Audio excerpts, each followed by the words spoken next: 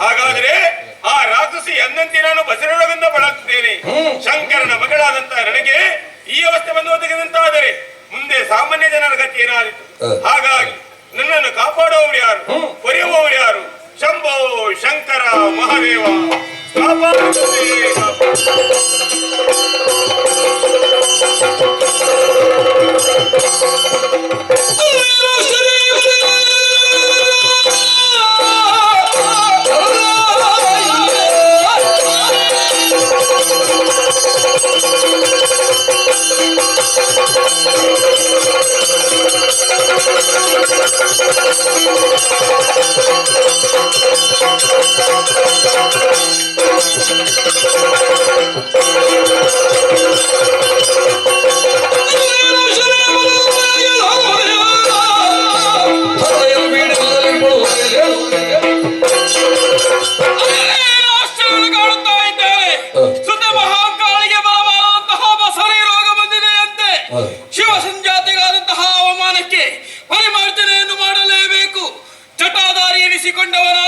ಶಿರವನ್ನು ಶಿಲೆಗೆ ಅಪ್ಪಳಿಸಿ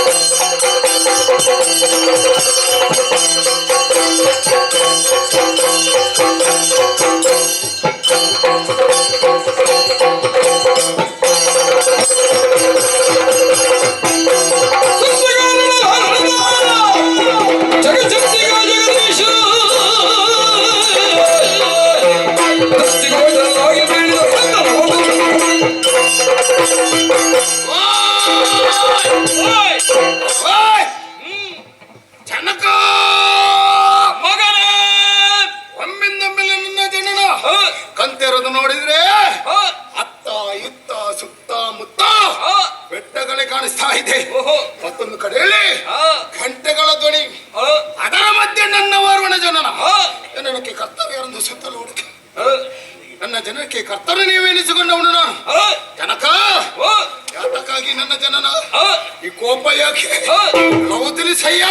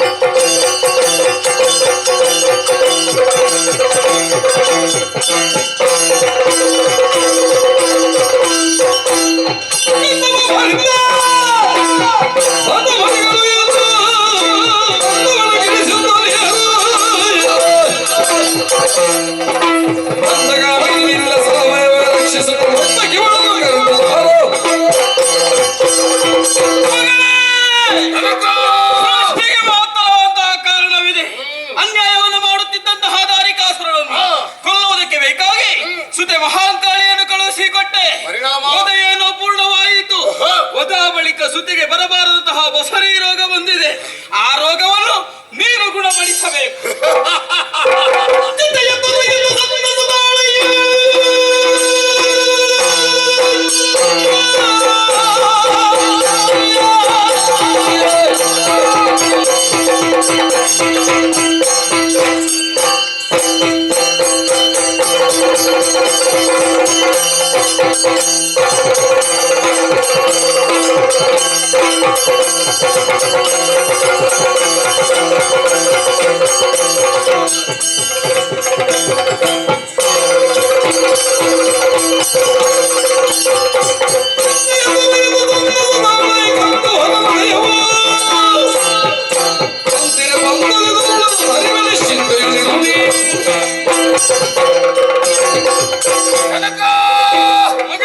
ನಿಮ್ಮಿಂದಲೇ ಹುಟ್ಟಿದಂತಹ ಮಾಂಕಾಳಿ ಹಸಿರ ರೋಗ ಒದಗಿ ಬಂತೆ. ಹೌದು, ಅದನ್ನು ನಾನು ಗುಣಪಡಿಸಬೇಕೆ? ಸರಿ ಜನಕ, ನಿಮ್ಮ ಪದವರಿಗೆ ತಿರುಗಲಿದ್ದೇನೆ. ಎಲ್ಲಾ ದೈತ್ಯರನ್ನು ಸಂಹಾರ ಮಾಡ್ತೀನಿ, ರೋಗವನ್ನಂತೂ ಗುಣಮುಖ ಮಾಡ್ತೀನಿ. ಆದ್ರೊಂದು ಯೋಚನೆ, ಏನು? ರೋಗವನ್ನು ಗುಣಮುಖ ಮಾಡ್ಬೇಕಾದ್ರೆ ಒಂದು ಔಷಧಿ ಅಂತ ಬಿಡಬೇಕು. ಔಷಧಿ ಬೀಜ ಮಂತ್ರವನ್ನು ನಿನ್ನ ನಾಲಗೆಯಲ್ಲಿ ಬರೆದಿದ್ದೇನೆ. ನೀವು ಸರಿ ಜನಕ, ರೋಗವನ್ನು ಗುಣಪಡಿಸಲೆಂದು ಔಷಧಿ ನಿಂತಾಯ್ತು. ಹೌದು, ತಲೆಗೆಳುವನು ನಾನು. ಅದಕ್ಕೊಂದು ಹೆಸರು ಅಂತ ಬಿಡಬೇಕು ಮಗನೇ. ನಾನು ನಿನ್ನನ್ನು ಪ್ರೀತಿಯಿಂದ ಮಗನೇ ಎಂಬ ಹಾಗೆ ಕರೆಯಬಹುದು.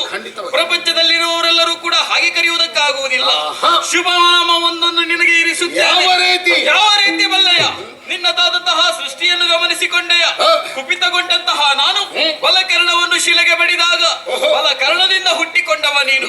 ಹುಟ್ಟಿದ ಕ್ಷಣವೇ ಗಂಟಾರಿನಾದಗಳಿಂದ ನೀನು ಹುಟ್ಟಿದ್ದೀಯ. ಆದ್ದರಿಂದ ನೀನು ಗಂಟಾಕರ್ಣ. ಸರಿ ಜನಕ, ಆಶೀರ್ವಾದವನ್ನು ಇತ್ತು ಕಲವು ಸಿಗೋಣಿ. ಶೀಘ್ರದಲ್ಲಿ ಶೀಘ್ರವಾಗಿ ಬಾ.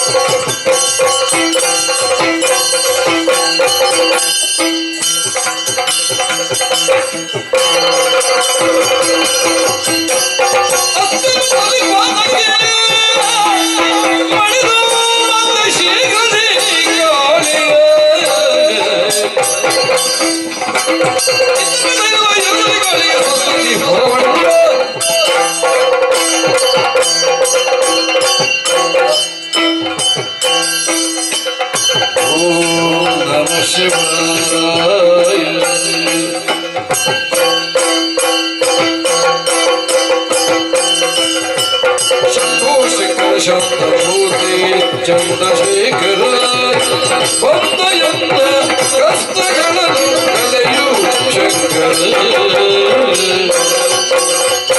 ಬರದ ಬಿದರ ಕ್ಷಣ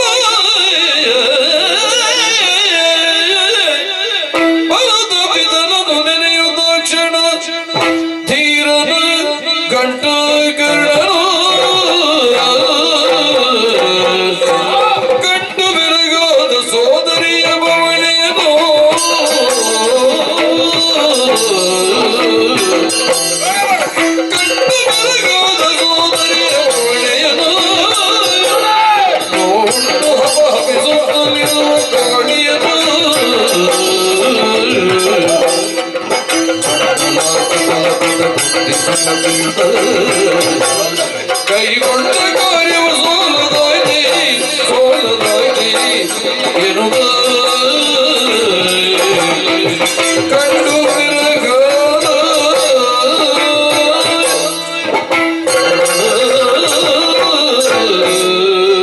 ಜನಕರಾಜ್ಞೆಯನ್ನು ಬರೆದು ಬಂದವನೇನಿದ್ದೇನೆ. ತೆರೆ ಎತ್ತ ಬಂದು ನೋಡಿದ್ರೆ ಎತ್ತ ಹುಡುಕಾಡಿದ್ರು ಕೂಡ ಮಾಂಕಾಳಿ ಸಿಗುದಿಲ್ಲ.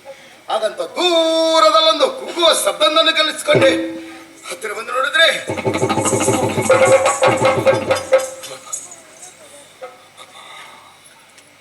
ಭಯಾನಕ ರೂಪಲ್ಲದ್ದೇ ಹಿಕ್ಕೆಗೆ ಈ ರೀತಿ ಕಷ್ಟಪಟ್ಟದ್ದಾದ್ರೆ ಸಾಮಾನ್ಯದ ಜನರು ಬದುಕಲು ಸಾಧ್ಯವುಂಟೆ? ಈ ರೋಗವನ್ನು ಗುಣಪಡಿಸಲು ನನ್ನಿಂದ ಸಾಧ್ಯವೇ? ಖಂಡಿತವಾಗಿ ಸಾಧ್ಯವಿಲ್ಲ, ಖಂಡಿತವಾಗಿ ಸಾಧ್ಯವಿಲ್ಲ.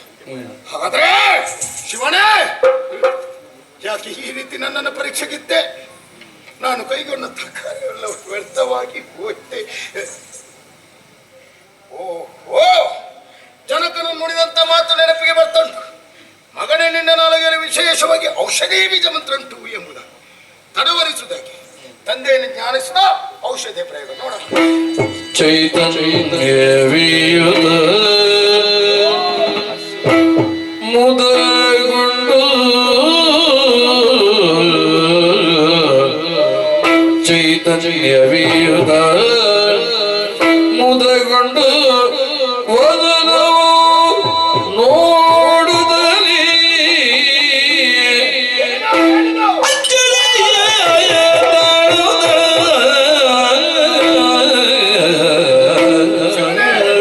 ವದನವು ನೋಡುತ್ತಲೇ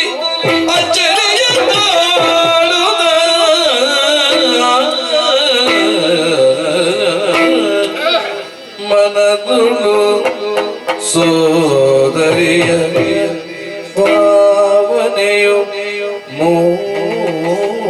ಮೂಡಲವನಿಗೆ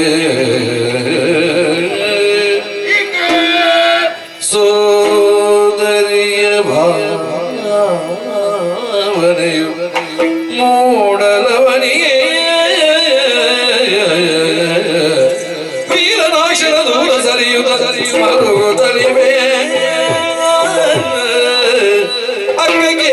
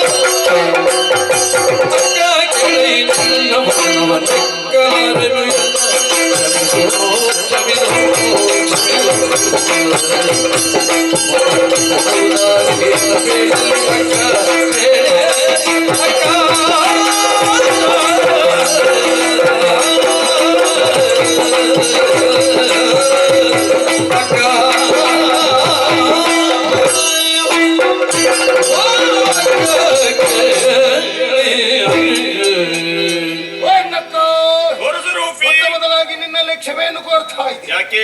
ಹಸಿರ ರೋಗದಿಂದ ಥರೆ ಮೇಳ ಬಿದ್ದವಳು ನೀನು.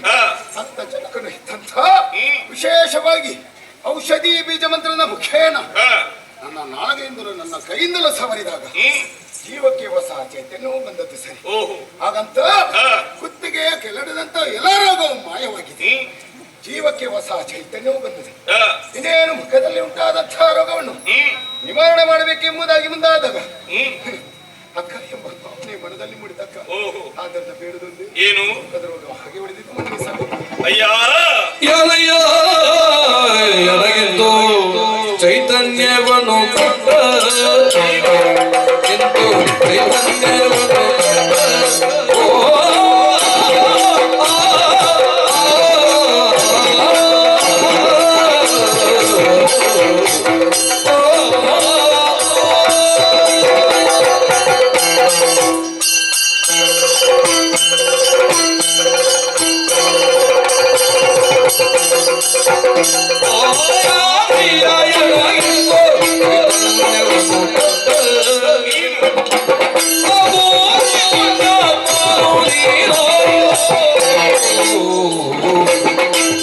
ಯಾರು ನಿನ್ನಯ ಜನನಿ ಜನಕರು ಎಂಬುದ ವಿರುದ್ಧಯ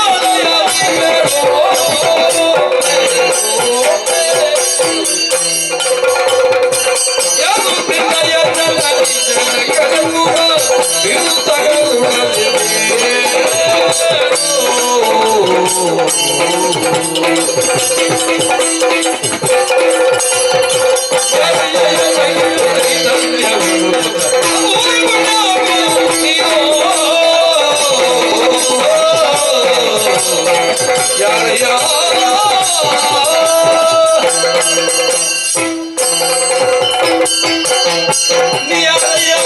ಅಯ್ಯ ವರದರೂಪಿ, ಇಷ್ಟವಿಟ್ಟು ನಾನು ಕಂಡವಳಲ್ಲ. ಖಂಡಿತವಾಗಿ ಹಾಗೆಂದು ಬಸಿರೋಗದಿಂದ ಬಳಲುತ್ತಿರುವಂತಹ ಸಂದರ್ಭದಲ್ಲಿ ನನ್ನ ಬಳಿಗೆ ಬಂದ ನನ್ನ ಶರೀರಕ್ಕೆ ಹೊಸ ಚೈತನ್ಯವನ್ನು ಕೊಟ್ಟಿದೆ ಎಂಬುದಾಗಿ ನಾನು ಭಾವಿಸಿದ್ದೇನೆ. ಆದ್ದರಿಂದ ನಿನ್ನಲ್ಲಿ ಒಂದು ವಿಚಾರವನ್ನು ಕೇಳುತ್ತಾ ಇದ್ದೇನೆ. ಯಾರು ನೀನು? ಎಲ್ಲಿಂದ ಬಂದವ? ತಂದೆ ತಾಯಿಗಳು ಯಾರು? ಕರೆಯುವುದಕ್ಕೆ ಸರಿಯೇನು ತಿಳಿಸುವೆಯಾ?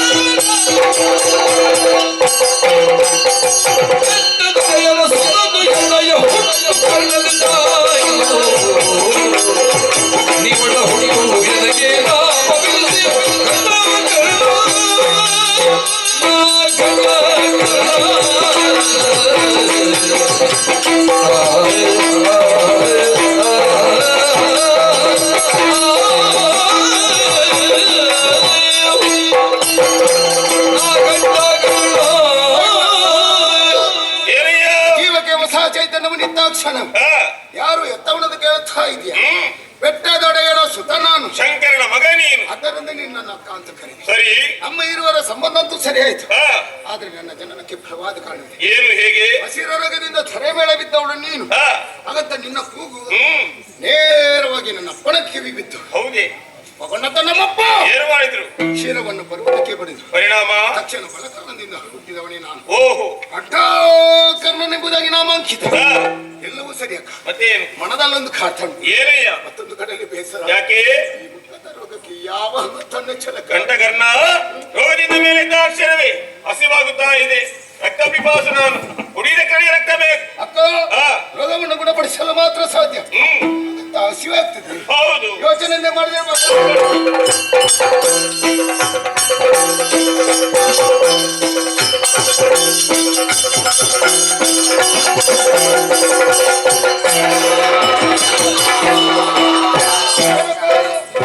ಜೀವಕ್ಕೆ ಹೊಸ ಚೈತನ್ಯವನ್ನು ಇತ್ತು ಕಳುಹಿಸಿತು. ಆದ್ರೆ ಒಂದು ಬೇಸರ ಮುಖದೊಳಗೆ ಮಾತ್ರ ಹಾಕಿ ಬಿಟ್ಟಿದ್ದಾರೆ. ಮನಸ್ಸು ಗೊತ್ತಾಯ್ತು ನನಗೆ. ಹಸಿವಾಗ್ತಾ ಇದೆ. ರಕ್ತವನ್ನೇನು ಮಾಡಿದೆ? ಎಲ್ಲ ಗುಳಿಗೆ ಕುಡಿದಿದ್ದಾನೆ. ಯಾಕಂತೆ?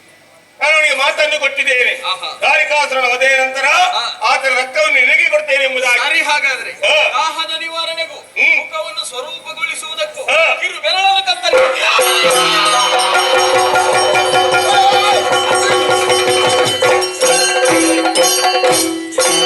ಹುಡುಕುವುದೇ? ಏನು ಏನ ಸಂಶಯ ಏನು ಸಂಶಯ? ಕಾರಣ ಏನು? ಹಾಗೊಂದು ಅದೇ ಸ್ಥಳದಲ್ಲಿ ಬೇರೆಯವಳು ಈಗ ಈ ರೂಪ ಒಂದೇ ಗೊತ್ತಾಗ್ಲಿಲ್ಲಪ್ಪ. ಆಕೆಯೇ ಈಕೆ. ಹಾ. ಅದು ಘೋರ ಸ್ವರೂಪ, ಇದು ಶಾಂತ ಸ್ವರೂಪ. ಹೌದೇ ಅಮ್ಮ? ಜಯ ಜಯ ಜಯ ವಿಶ್ರಾಂತಿ ಇರ್ಲಿ ಅಪ್ಪ. ವಿಶ್ರಾಂತಿ ಬೇಕಪ್ಪ. ಇನ್ನು ಅವನಿಗೇನೆ ಹೇಳು, ಮೇಲೆ ಹೇಳು. ವಿಶ್ರಾಂತಿ ಬಂದದ್ದು ಈಗ ನೀನು, ವಿಶ್ರಾಂತಿ ಇನ್ನು ನಮಗೆ. ಹೇಳು ಮೇಲೆ. ಸ್ವಲ್ಪ ಆದ್ರೂ ವಿಶ್ರಾಂತಿ. ಹೇಳು, ಹೇಳು. ಮೇಲೆ ಹೇಳು. ಇಲ್ಲಿ ಅಪ್ಪ. ಅಪ್ಪ, ಮಗಳೇ, ನಿಮ್ಮಯ ಆಜ್ಞೆ ಅನುಸಾರವಾಗಿ ಭೂಲೋಕಕ್ಕೆ ಇಳಿದದ್ದೇನು ಸತ್ಯ, ದುರುಳ ದಾರಿಗರನ್ನು ಕೊಂದವಳೇನೋ ಸತ್ಯ.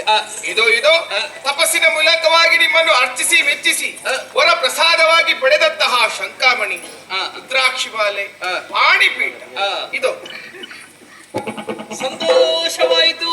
ಇಲ್ಲಿಗೆ ಇಲ್ಲ ಮಗಳೇ, ಮಾಡಬೇಕಾದಂತಹ ಘನಕಾರ್ಯವಿದೆ. ತನುಜೇ ಕೇಳು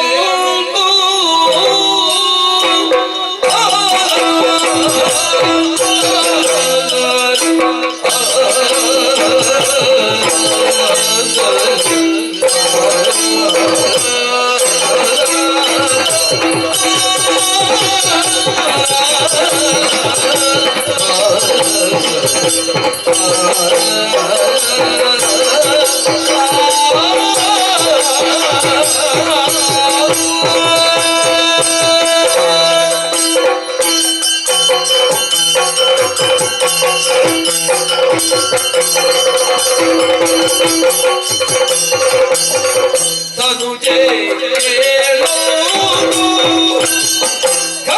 ಘನಕಾರ್ಯದಲ್ಲಿ ಘನಕಾರ್ಯ ಇರುವುದು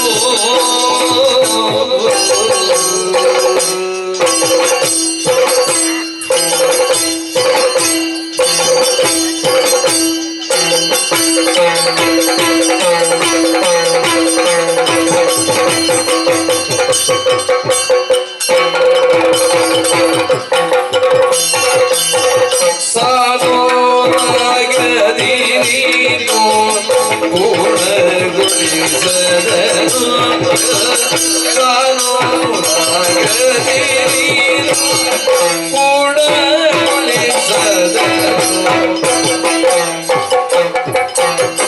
ತನುಜೇ ಕೇಳು ಘನಕಾರ್ಯದಲ್ಲಿ ಸಾಲೋರಾಗದಿ ನೀನು ಪೂರ್ಣಗೊಳಿಸದನು ಶೇಷನಲ್ಲಿ ಕಂಗೊಳಿಸುವ ಮಣಿಯ ನಾಗೇಶ ಶೇಷದಲ್ಲಿ ಕಂಗೊಳಿಸುವ ಮಣಿಯ ಭಗವತಿಯಲ್ಲಿ ತರುವುದೆನಲಾಗ ಮೊರಡೆಯ ಭಗವತಿಯಲ್ಲಿ ತರುವುದೆನಲಾಗ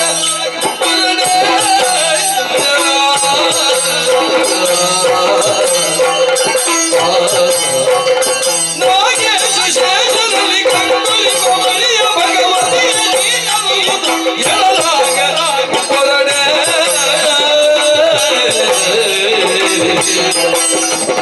ತನುಜೇ ಕೇಳು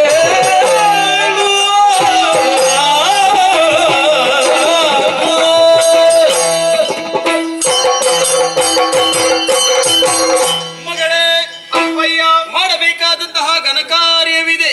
ಏನಪ್ಪ ಅದು? ಧರೆಯ ಧರ್ಮದ ರಕ್ಷಣೆಗೆ ಬೇಕಾಗಿ ಸರಿ. ನೀನು ಭೂಲೋಕವನ್ನು ತೆರಳಬೇಕು ಮಗಳೇ. ಹಾ. ಹೋಗುವುದಕ್ಕೂ ಮುಂಚಿತವಾಗಿ ಏನಪ್ಪ? ಪಾತಾಳ ಲೋಕವನ್ನು ಸೇರಿ ಉದಯ ಕುಲ ಮಹಾಮೇರು ಅಸ್ತಮಾನ ತ್ರಿಕುಟಾಚಲ ಸರಿ. ಚತುರ್ಪರ್ವತಕ್ಕೆ ಒಡೆಯನಾಗಿ ಮೆರೆಯುತ್ತಾ ಇದ್ದಾನೆ ಆನಂದ ಶೇಷ. ಹಾ. ಆತನಿಂದ ನೀನು ಶಿರೋಮಣಿಯನ್ನು ಪಡೆದುಕೊಳ್ಳಬೇಕು ಮಗಳೇ. ಅಪ್ಪ, ನಂಗೊತ್ತಾಯ್ತಪ್ಪ. ಏನು? ಇದು ನಿಮ್ಮ ಉಪಯೋಗಕ್ಕಾಗಿ. ಇಲ್ಲ ಮಗಳೇ, ಮತ್ತ್ಯಾಕೆ? ಅದು ನಿನಗಾಗಿ. ಯಾಕಪ್ಪ ಅದು? ಅದನ್ನು ನೀನು ಧರಿಸುವುದರಿಂದ ಹಾ. ನಿನ್ನದಾದಂತಹ ತೇಜಸ್ಸು ಓಜಸ್ಸು ಅಧಿಕವಾಗುತ್ತದೆ. ಅಪ್ಪ, ಹಾ. ನಿಮ್ಮ ಮಾತು ಹೇಳುವುದು ಸಮಂಜಸವೇ, ಕೇಳುವುದಕ್ಕೆ ಬಹಳ ಸಂತೋಷವಾಗುತ್ತದೆ. ಸರಿ. ಆದ್ರೆ ಆ. ಹೇಳಿ ಕೇಳಿ ನಾನೊಬ್ಬಳು ಹೆಣ್ಣು, ಹೌದು. ಹೆಣ್ಣೊಬ್ಬಳು ತಿರುಗಾಟಕ್ಕೆ ಹೊರಟು ನಿಂತರೆ ಆ. ಸಾಕಷ್ಟು ಸಂಕಷ್ಟಗಳು ಎದುರಾಗುತ್ತದೆ. ಹೌದು. ಒಬ್ಬಳಿಂದ ಸಾಧ್ಯವಾಗ್ತದೆ? ಖಂಡಿತವಾಗಿಯೂ ಇಲ್ಲ ಮಗಳೇ. ಮತ್ತೆ? ನೀನೊಬ್ಬಳೇ ಹೋಗುವುದು ಬೇಡ. ಆ. ಗುಣಿಗಾಕ್ಯ ಮತ್ತು ಘಂಟಾಕರಣ ಸಿದ್ಧರಾಗಿದ್ದಾರೆ. ಯಾರು ಬರ್ತಾರೆ? ದಂಡರಾಜ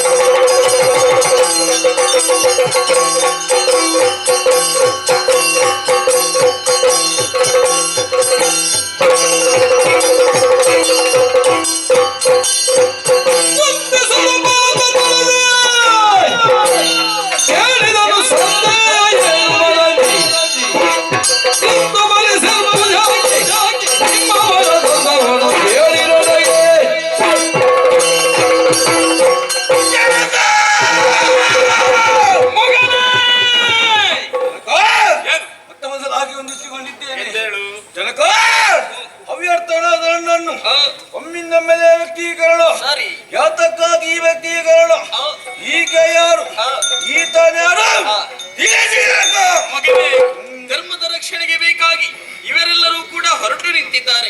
ಅವರೊಂದಿಗೆ ನೀನೂ ಕೂಡ ತೆರಳಬೇಕು. ಈಕೆಯನ್ನು ಕಾಣುವಾಗ ಜಗನ್ಮಾತೆಯಂತೆ ಕಾಣುತ್ತಿದ್ದಾಳೆ.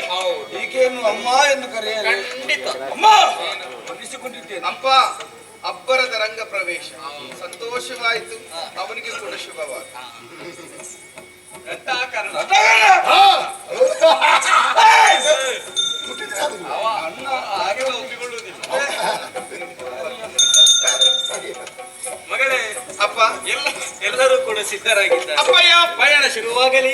ಇಚ್ಛಾಶಕ್ತಿ ಸಂಯುಕ್ತಳಾದಂತಹ ನಾನು ಪ್ರಪಂಚವನ್ನು ಏಕಕಾಲದಲ್ಲಿ ಮುಟ್ಟುವಂತಹ ಯೋಗ್ಯತೆ ಭಾಗ್ಯತೆ ನನ್ನಲ್ಲಿ ಅಡಕವಾಗಿದೆ. ಸರಿ, ನಿಮ್ಮ ಹತ್ರ ಒಂದು ಮಾತು ಹೇಳಿ. ವೈಭವದ ಮೆರವಣಿಗೆಯನ್ನು ಮಾಡುತ್ತೇನೆ. ಯಾಕಪ್ಪ ವೈಭವ?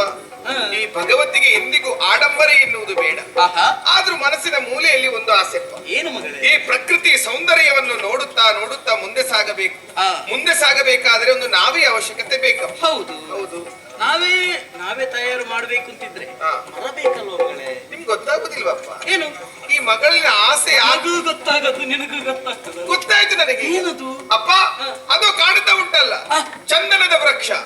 ಅದರ ಮುಖೇನವಾಗಿ ನಾವೇನು ತಯಾರಿಸಿಕೊಡಿಯ ಮಗಳೇ, ಯಾರ ಕಣ್ಣಿಗೂ ಗೋಚರವಾಗದಂತಹ ಚಂದನದ ವೃಕ್ಷವನ್ನು ನೀನು ಕಂಡೆಯ. ಹೌದು. ನೀನು ಸಾಮಾನ್ಯದವಳು ಅಲ್ಲ ಎನ್ನುವುದು ಅರ್ಥವಾಗುತ್ತಾ ಇದೆ. ಸರಿಯಪ್ಪ. ಏನು ಮಾಡೋಣ ಹೇಳು? ಏನಾಯ್ತು? ಆ ಮರವನ್ನು ಕಡಿಯುವುದಕ್ಕಾಗುವುದಿಲ್ಲ ಮಗಳೇ. ನೀವು ಆಗೋದಿಲ್ಲ ಅಂತ ಹೇಳ್ತೀರ, ಹಾ.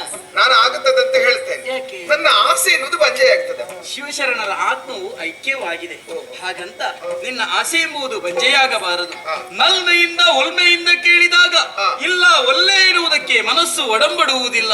ಉಪಾಯವೊಂದನ್ನು ಹೂಡಿದ್ದೇನೆ. ಏನಪ್ಪ? ಮರದ ಆದಿ ಮತ್ತು ಅಂತ್ಯಕ್ಕೆ ಊನಬಾರದ ರೀತಿಯಲ್ಲಿ ಮಧ್ಯದ ತಿರುಳೊಂದನ್ನು ತೆಗೆದು ನಾವೆಯನ್ನು ನಿರ್ಮಾಣ ಮಾಡಿಕೋ. ಮಧ್ಯದಲ್ಲಿ ಜಿಜ್ಞಾಸೆ ತಂದೊಡ್ಡಿದ್ದೀರಿ.